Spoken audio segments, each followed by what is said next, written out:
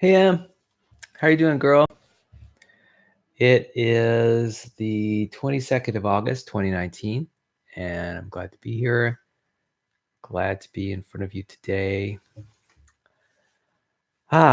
Boy. So lately I've been thinking about what I might be for Halloween. I know, and I wonder if you have any ideas about who you might be for Halloween. So Halloween's coming up October 31st, and I mean, really, that's only 2 months away. I mean, if you think about it, it's the 22nd of August now. So we're getting into September. I mean, really, August is already over.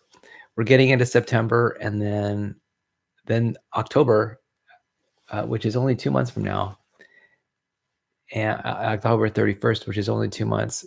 And wow, so I really am thinking that I want to start pulling together. It does take about 2 months to pull together a costume. It does. So this year, I've been thinking about going as a nerd. Have I mentioned that? So that means I need to start pulling together nerd articles, nerd artifacts, suspenders, bow tie, you name it. I don't know what it's going to be. Maybe glasses. Um, there's so much stuff going on in my life right now. I had this thought this morning that I was officially overscheduled. So now I know with kids with helicopter parents that take them to um, soccer practice and baseball practice and swimming practice and track practice, what those kids are up against. I'm really not sure that I'll have the time to fit everything in. My eyes, in a way, are bigger than the banquet of life. And I'm really going to have to start paring down stuff in terms of the activities that I'm making choices to perform. Um, I've got like habitual activities that I like to do, and I'm really going to have to start rethinking about what I'm doing and when and how often. Because now that school has started up at Allen Hancock College, I'm I'm really struggling to sort of keep up with the avalanche of things that I want to do. The avalanche of things that are coming my way, and I'm really just going to have to start saying no. Isn't that interesting? Here's the thing. Life is so complex, so infinite in so many ways that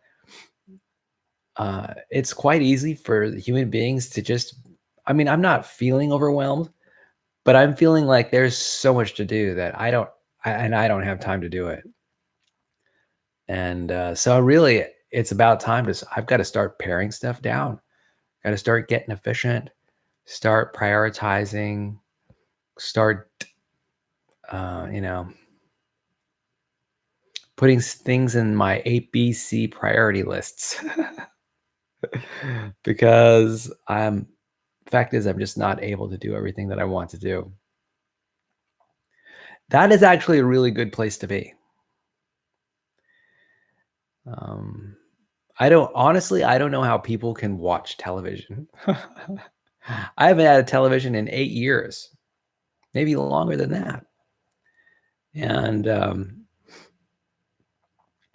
me, sitting down watching TV, being a zombie, is just not appealing. It holds so little appeal. That's not the way I want to spend my life. There's so many other things to be doing. It's not even funny. Reading books, doing photography, learning a skill, learning a musical instrument, learning a language.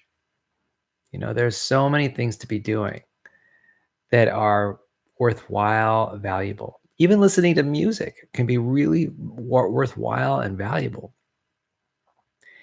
And to spend time to sort of, I don't know, sitting in front of a TV. Now, of course, if you were listening to music and sitting in front of a TV, although, now that I think about it, I'm asking myself, what's the difference between sitting and listening to music and sitting and watching TV? Well, I guess there isn't really a big difference. Although when you're listening to music, you could actually be doing something at the same time. I guess the same is true with watching TV. I go to the gym and there are tons of screens that are on display. People are watching everything from the soaps to the news to sports to the Food Network while they're working out at the gym, right? While they're doing the stair climber, while they're, on the elliptical. In fact, I was lifting weights the other day, actually just yesterday at the gym. And as I was pausing to rest for just a few moments, for 60 seconds or something like that, I looked up at the television, and I just got I zoned in into this soap that was on TV about who knows what.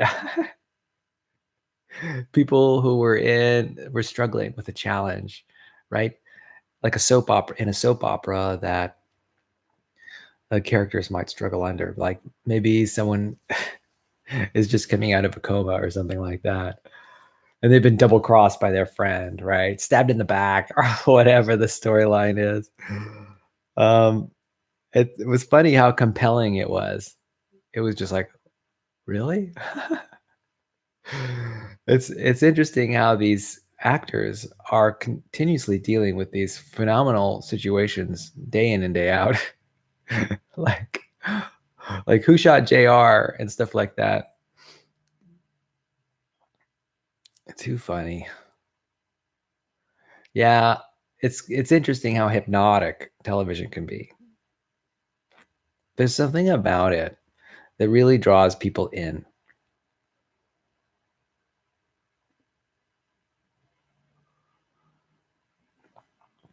What is it? I think it has to do with story. It has to do with narrative. We love a good story. Human beings do. You know, a story that evokes feelings, an evocative story, a story that we can relate to, that mirrors our life. It helps us process the world around us, our relationships, helps us process what it is to be alive, right? By the way, one of the things that I've been enjoying lately is YouTube. Loving YouTube lately. I have a premium membership to YouTube, and I value that very much.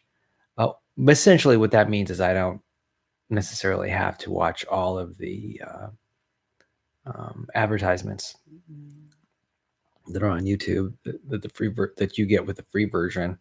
I think there are some other benefits too. Like I have access to YouTube Red, which is their YouTube programming, YouTube unique content that they've put together in their studios.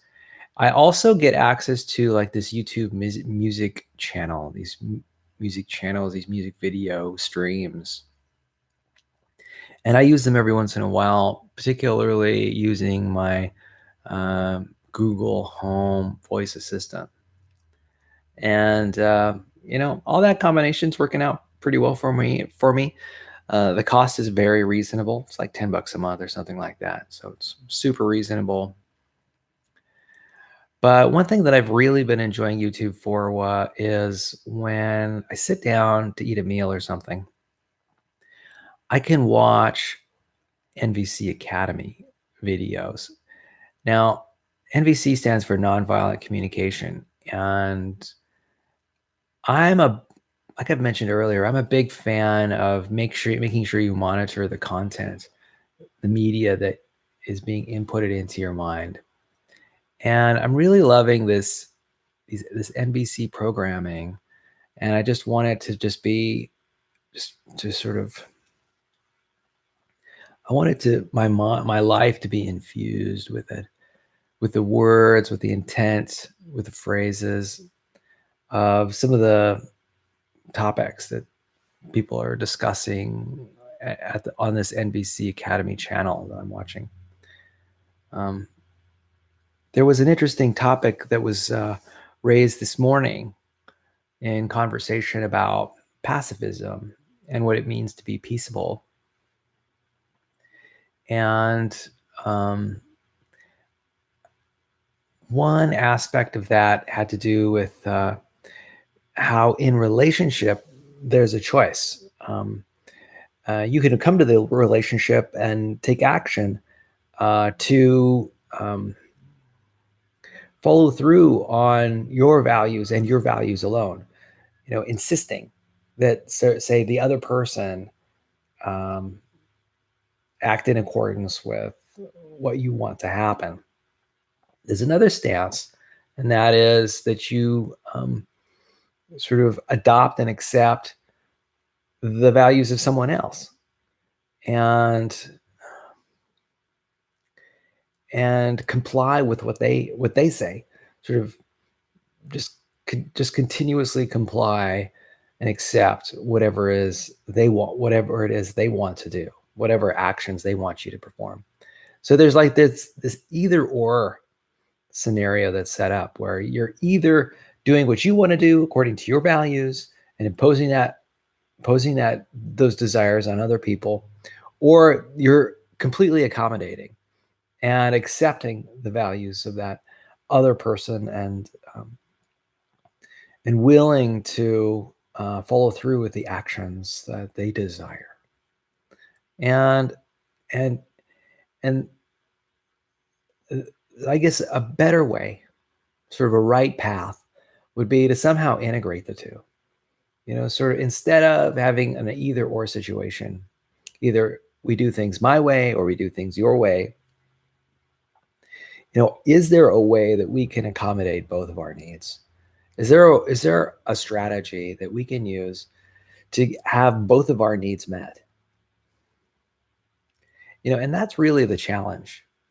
You know, the world is complex and relationships are complex.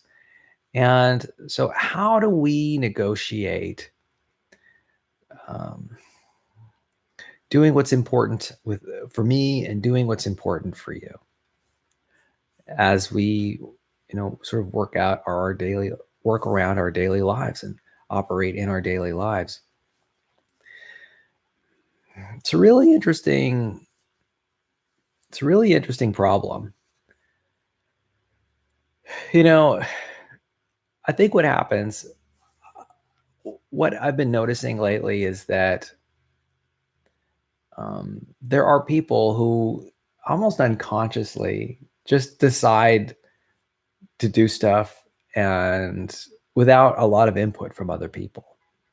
They are insistent about one thing or another, and they want to go to an event, and they give little consideration to the other. And then, of course, there are also others who are very accommodating, very flexible, and they're very compliant, and they're willing to do that. They're willing to do this or that and give up on themselves and their values. And I mean, I see it all the time, every day. And I do want to find a middle way, a middle path, a golden mean to somehow negotiate between us. And it's not just like a negotiation, or it's not necessarily an arbitration. It's sort of like it's kind of like consideration for both of our needs, and sort of watching out to make sure that each of us gets our needs met. And it's really not an easy thing to do. It's sometimes quite challenging, especially when two people have values that are really divergent. In fact, I think that's probably part of the reason it's a good idea for couples to have values that are very, very convergent. You know, if you have a couple and their values are really convergent, then you really don't have to do a lot of sort of sorting who does what, who what we do as a couple. Um, there's not a lot of sorting whether we're doing what you want to do, or whether we're doing what I want to do. because it's always we're doing what we want to do, you know. But when values are divergent, then, when they're going in this direction and you're going in this direction, then yeah, we're gonna have to sort of say, okay, we're gonna do this together, but not this together. We're gonna do this together, but not that together. Then you really have to have your negotiating skills tip top. You have to be very skilled to negotiate your way through relationships where the partners have very divergent values. And there's a lot of ease that comes from people who have really consistent values. I think it just makes relationships easier. It makes relationships happier in general without the struggle of having divergent values. Yeah. And it's kind of funny. How many values are there? Well, the fact is there's a million values. There's an infinite number of values. And so I mean, I think if you can find a partner in life that um, has more of the important values converging with your values, that's good.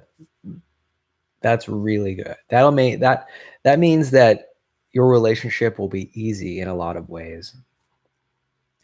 But that also doesn't uh, make it true that you might have divergent values. There might be one or two important values that are quite divergent, where you'll have to basically alternate between the individuals in the couple, alternate between performing actions consistent with this person's values on this day and this person's values on the next day.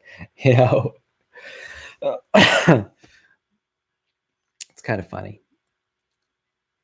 But having divergent, I mean, converging values uh, really brings a lot of ease into a relationship. A lot of difficulty can be solved by by having converging values.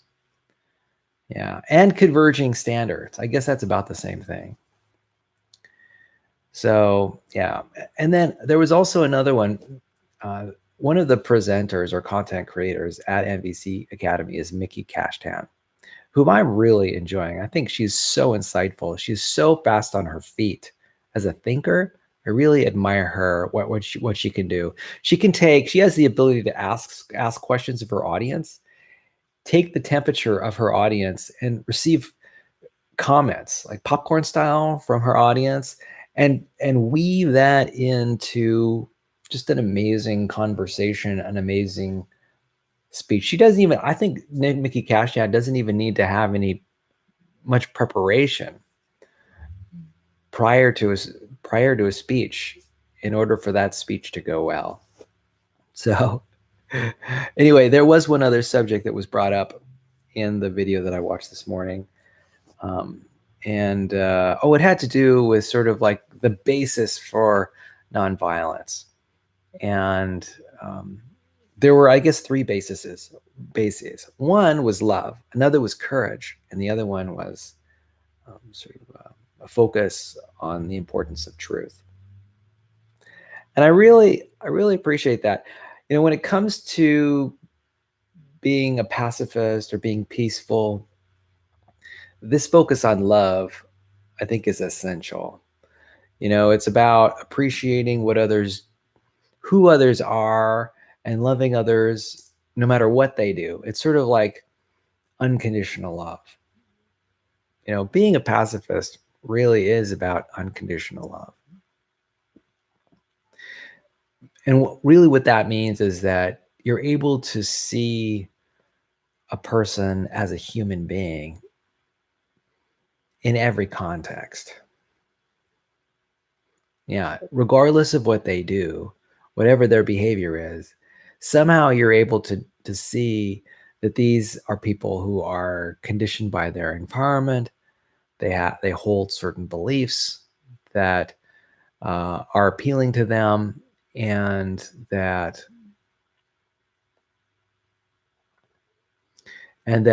quite often they're unique, and they have reasons for doing what they're doing. They all have needs that they're being guided by, and feelings that they're being guided by as they move through their lives.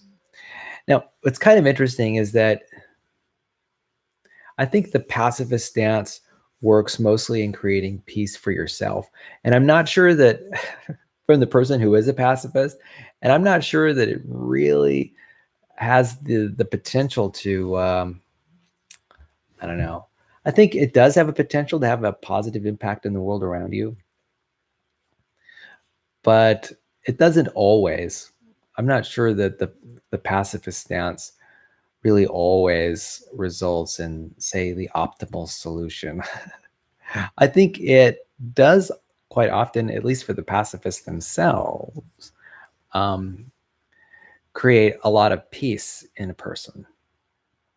And I think um, people who are focused on peace and compassion definitely do radiate a vibe which is very healing for people around them.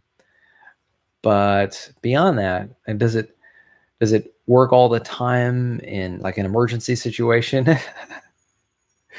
I don't think so. It's I'm not sure it always there's certainly no guarantee that it will result in an optimal outcome. It really is just a strategy, whether it's a primary or secondary strategy. It's a strategy to create inner peace mostly. And so then there's courage, which is the other aspect of um, pacifism, and that is definitely true. Let me tell you, there's something deep within the human psyche, within the human brain and brainstem. There's definitely like what I'd call like a self-defense mechanism, which is powerful, and it may not ever be able to be rooted out of the human being. That may not even be desirable that it be rooted out.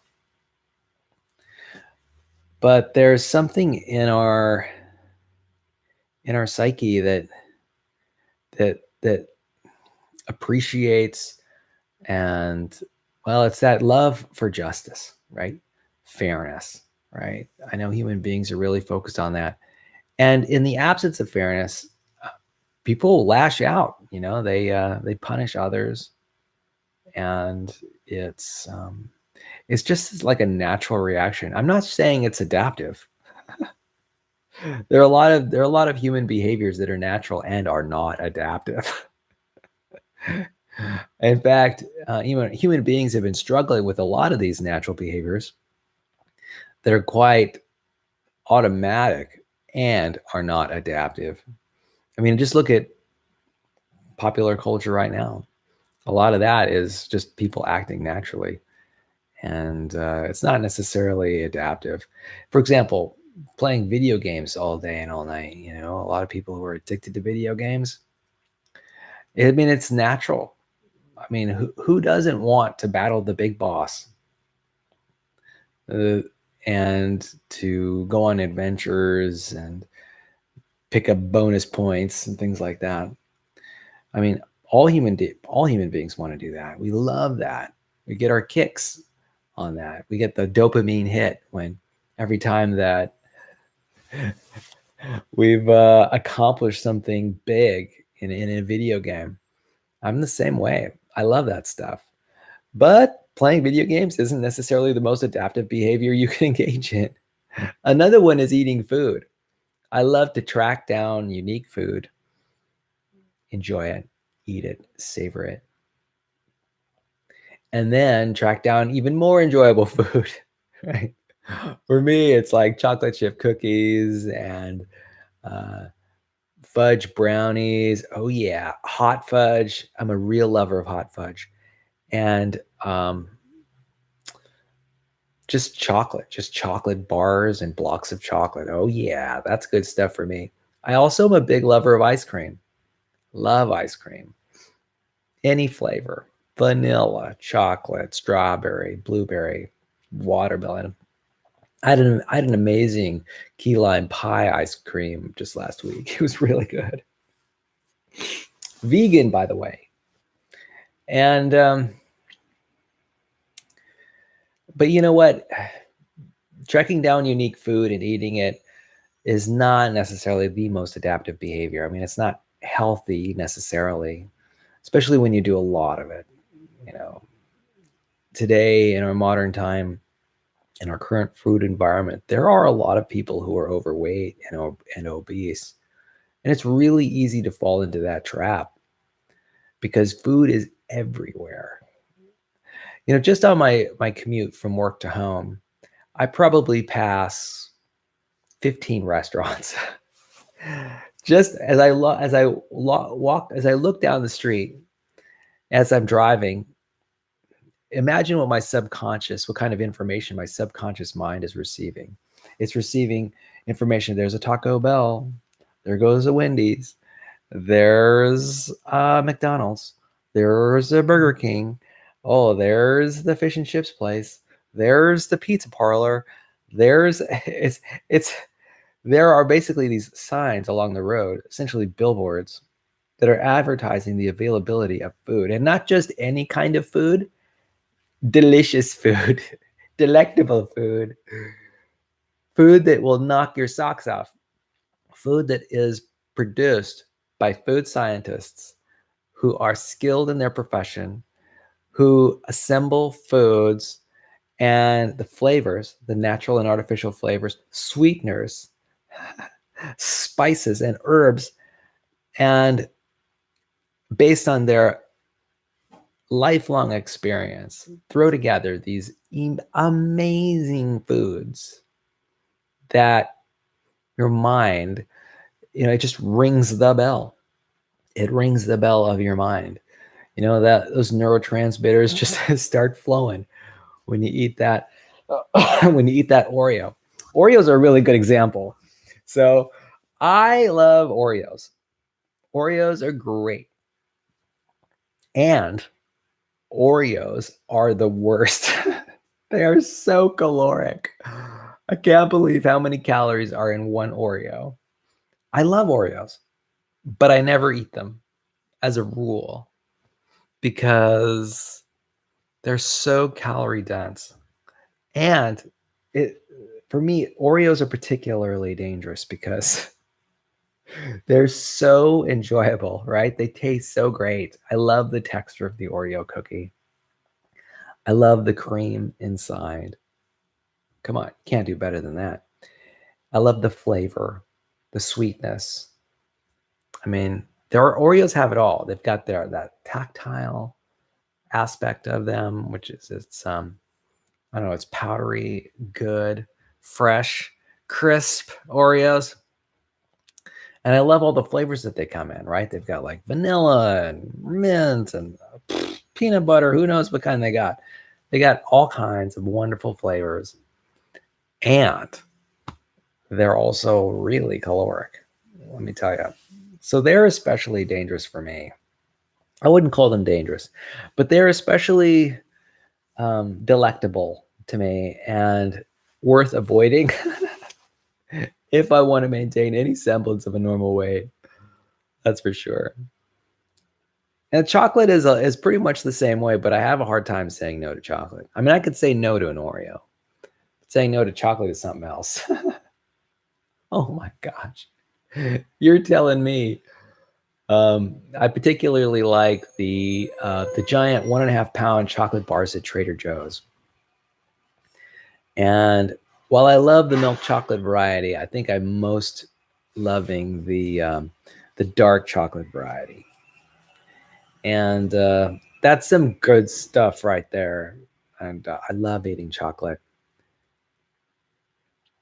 It's a big part of my life, I guess. Oh my gosh, I especially like chocolate chip cookies. And, believe it or not, chocolate chip ice cream is particularly good. So there's so many good things. And one of the great things about ice cream too is it's so rare that I find a bad ice cream. An ice cream that I just don't like. For some reason, I don't know how they do it. these manufacturers of ice cream are always throwing together amazing flavors, and they pretty much all taste really good. I mean, it's what I'd call high quality food in regards to how it tastes compared to its caloric impact. It tastes really good usually. It's very rare that I come across an ice cream that I just don't like and that I just won't eat. I kind of That's actually kind of an interesting question. What ice creams don't I like? And there are a few that I don't care for. One of them is licorice. I used to frequent 31 Flavors when I was a kid, when I was a boy.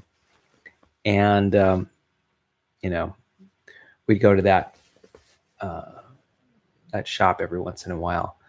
And I had occasion to try black licorice here and there and just didn't like it. It's just that anise flavor, just a little bit overpowering for me. It's just a little bit too powerful, and who wants to eat black ice cream anyway? Well, although let me tell you, like a dark chocolate or a fudge, hot fudge, or like a fudge chocolate.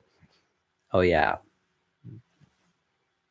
ice cream. Yeah, that's the way to go. So we were talking about food. What was I talking about? I kind of went on a tangent there. I was talking about peace. I don't know how I got from peace to ice cream. Maybe I was talking about. There we go. I was talking about people who, um, I was talking about unconditional love and how essential that is to inner peace. It's really easy for people to fall into like shaming and blaming and shooting and musting about what other people ought to be doing. And the fact is, here's the facts, and this is a stoic fact, that we just can't control other people's behavior. We do have some power to influence other people's behavior, but we certainly cannot control it.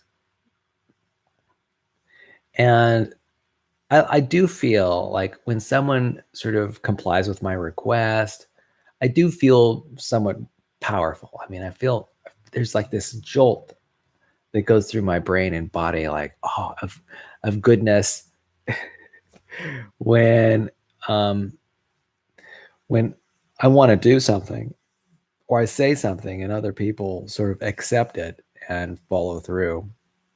But here's the thing, it's really not under my control. Other people have 100% control over their behavior, their actions, and their thoughts, pretty much. And I don't have any control over it. And Emily, you and I, in fact, the relationship between you and I is a really great example. I really have no control over the decisions that you make about your life. I wish I had some modicum of control, but I don't have any.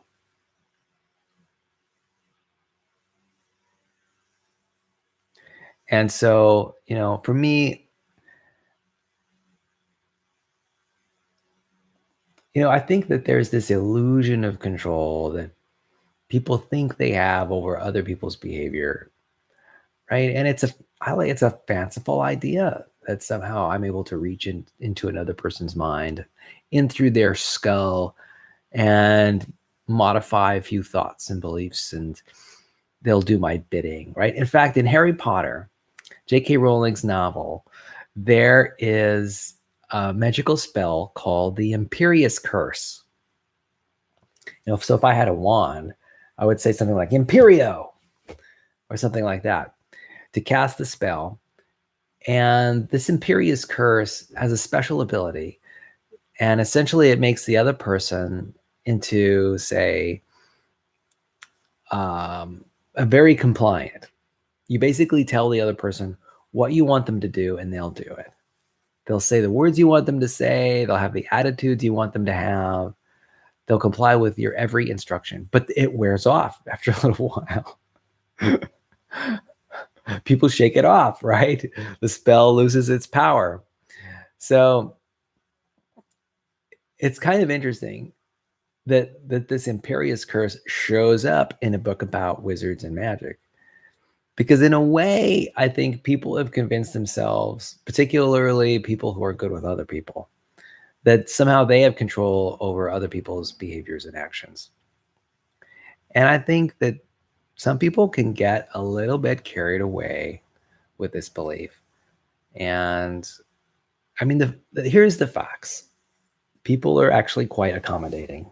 Pretty much everybody is very accommodating. I've asked questions that I thought were over the top of a lot of people, and despite the reality of the over the top question, I get a lot of yeses. I get yeses here. I get yeses there. I get compliance. I get accommodation.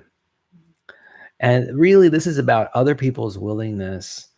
Apparently I've got enough goodwill in the relationship established that people still think they're winning when they do something for me, when I've made a request of them. That's really the only reason people do what do what I want them to do. It's because they've chosen that for them it makes sense in the equation and the give and take of it all, of all the relationships that I have. I really value that. And you know what?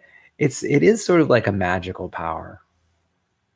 But it really is only possible in relationships that have what I'd call a bank account filled with goodwill first. Yeah. Now, of course, there's always, for human beings, when we initially meet one another, there is always some credit that we lend to strangers. Like, oh, this is another person who knows they may be amazing. I'll give them the benefit of the doubt. I'll give them an initial chance, and we'll see how things go. Right? I extend that credit to all the new people that pop up in my life, that they're not going to be a drain on my system, or they're not going to turn around and act in ways that are not in my own self-interest or not in my own interest. But the fact is that can give you the illusion that other people will do what you want them to do. I think that's what, like, if you become a president of the United States, I think that's probably one of the biggest illusion that you sort of become aware of. Like, oh, I thought I was leader of the free world. Why isn't everybody doing what I want them to do? But the fact is, they're really only giving you that leeway because they're all playing a game. They're playing a game that is the name of the game is, let's all pretend that this person knows what he's talking about and that what he says is good for the country. That's the game.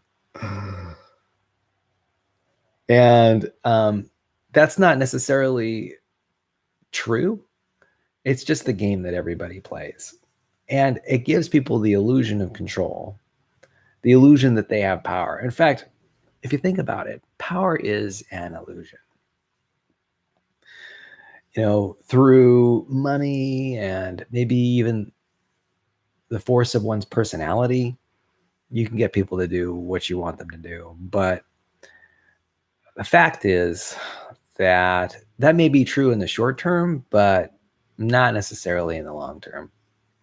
Because, when people recognize that they don't want to do what they're doing, they don't want to they don't want to follow along with what you say, they'll only lend you so much credit before they start dragging their feet and complying in a destructive way or complying in a resentful way, a way that chips away at the goodwill in your relationship, chips away at the intimacy in your relationship. And a lot of this can happen under the radar screen. In fact, you may not even know that it's happening. Like the one who's giving direction and the one who's receiving direction, really may not provide any indication that the goodwill in the relationship is very quickly being drawn down to zero and may even be going negative. And so it's really important to sort of, I think, check in with other people and make sure that the level of goodwill is on the up and up. And even then, you still may not get an accurate answer. It's probably good just always not to pretend that you have control over what other people are doing. Yeah. Hey, it's John's birthday. Your uncle's birthday is today. Anyway, I think I'm going to send him a message and wish him a happy birthday. I want to wish you an amazing day today. I'm going to wrap things up. It was a pleasure talking with you today. I think you are an amazing kid. I think you're a fantastic daughter. I really do. And I hope you have a great day at school today in your sophomore year of high school. And I'm really optimistic about the future and that it would be possible for eventually us to visit with one another and hang out. And I'm super excited for whenever that day comes. I understand it'll come in its own time when you're ready. And I'll be here waiting and I'll be available when that time comes. All right. I love you, girl. Bye bye.